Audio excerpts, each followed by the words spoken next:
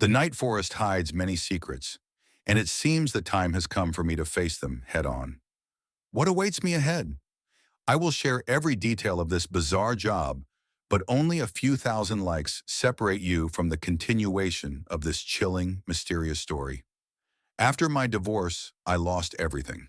I had nothing left to cling to, so I decided to start fresh. I moved into a cheap, rundown apartment in a new city. I didn't have a stable job, pets, children, or, naturally, a wife. I was simply existing. I spent my days hunting for work, and eventually I landed a dead-end job at a roadside cafe. Life felt monotonous, and I was miserable. Despite being in a new place, I knew something drastic had to change. Then, seemingly out of nowhere, I found my chance. Of the 3 resumes I had sent out to various places, one stood out, an opening for a forest fire observer. No prior experience was required. Forest fire observers live isolated in tall towers in the middle of forests, watching for any signs of smoke or fire. If they spot something, they either try to extinguish the fire themselves or call for backup. They act based on the situation. I remember filling out the application form. It felt odd because the ad mentioned there were no current vacancies, but they were still accepting candidates in case someone left unexpectedly. I thought it strange. Why would someone quit such a job? Still, I decided to apply, hoping it might be the serious change I was desperately searching for. Not long after, a man named Frank called me. He wasn't particularly friendly, and he quickly laid out the basics: salary, job duties, and that I would live in the tower until the end of summer, about 2 months. He told me I needed to start immediately after a brief orientation. I didn't hesitate and told him I would be ready the very next day. Night 1. I arrived at the location and parked my car as far as it could go. Now I would have to hike to the tower. Frank had told me it would take around 4 hours, so I figured I'd be there by lunchtime. It was only 8 in the morning, and I was eager to get going. Frank had assured me that the tower was well stocked with food, and I would be able to contact the nearest tower for updates on things. The morning was cool, but the hike was exciting. The forest here was famous for its incredible beauty and peaceful atmosphere, something I had been longing for. I arrived at the tower by 1 in the afternoon. The hike had been challenging, but the trail was well marked and easy to follow. The tower was much larger than I had imagined, about 50 meters tall, with a small cabin at the top, perched on 4 stilts, surrounded by a winding staircase. Next to the tower was a storage room where I assumed food and water were kept. I would check it later. When I finally reached the top, I set down my backpack and took a moment to appreciate the view. The cabin was small but had everything I needed: a large bed, a military-style radio for communication, a map on the table, a few books, a toolbox, a portable radio, a lamp, binoculars, and a flashlight. The cabin had large windows so I could see the endless forest stretching out around me. It was eerie, but it made sense. After all, I was supposed to monitor the area. Remembering Frank's advice, I contacted the nearest tower. "Hello? Is anyone there?" I asked, turning on the large radio. "I hear you. Hello. You're the new observer, right?" A bright, cheerful voice responded. "Yes, that's me. My name is Samuel," I replied. "Frank told me you'd help bring me up to speed." "That's right," the woman said. "I've been keeping an eye on your section of the forest while you were traveling here. It's tough to manage such a vast area alone, so I'm glad you're finally here." "Nice to meet you." I introduced myself properly and we quickly got to work. She gave me the rundown on my duties. "You know how to use the radio, right?" she asked. "Yes, I'm all set," I responded. "Great. The bathroom is at the base of the tower, and the food supply is replenished every week by Frank or his son. As for the actual work, you need to keep an eye out for anyone hiking at night. Sometimes thrill seekers wander off and try to camp in the forest. We can't have that.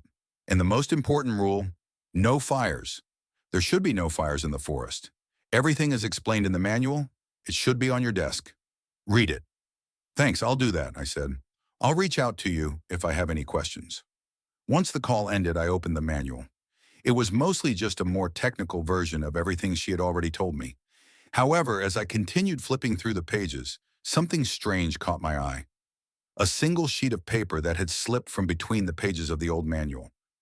The note written on it, it sent a chill down my spine. What it said next would change everything. But that, my friends, is a story for another time. I ignored the creepy rules. Then the night turned into a nightmare. I never thought something as simple as a handwritten note could turn my world upside down. But when I found a piece of paper in an old journal, written in blue ink with a shaky hand, I felt my heart race. The content was so bizarre, so nonsensical, that it seemed almost laughable. Yet, there was something about it that felt oddly real. These were not just random suggestions. They were warnings. Here's what I read. Rule 1. If you encounter a woman in the forest with an unsettling grin, do not approach her. Do not make any attempt to engage or draw attention to yourself. Turn around immediately and head back to your post. Rule 2. If your radio crackles to life and you hear a voice that isn't from the person stationed with you, do not respond, no matter what the voice says. Rule 3.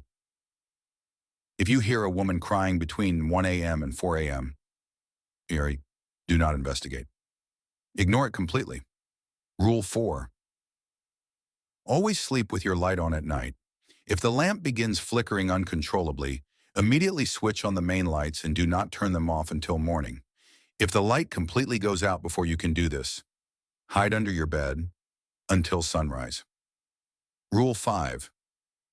If you hear someone climbing the stairs to your tower rapidly, turn on the main lights immediately. If you fail to do this before they reach the top, it will be too late. Tracement. If you wake up to find a terrifying woman with a grotesque smile staring through your window, hide under your covers and hold your breath. She will enter your cabin and you will feel her breath on your neck. Do not breathe.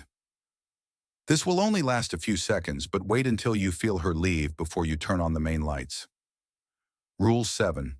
If you hear scratching sounds coming from anywhere, be it your cabin or the shed below, immediately turn off the radio, switch off the lights, and hide under your blanket until the sound stops. Rule 8. If you discover a campfire nearby and hear a woman scream as you approach, run back to your tower as fast as possible. Rule 9. If you return to your tower and realize someone is inside, do not stop running.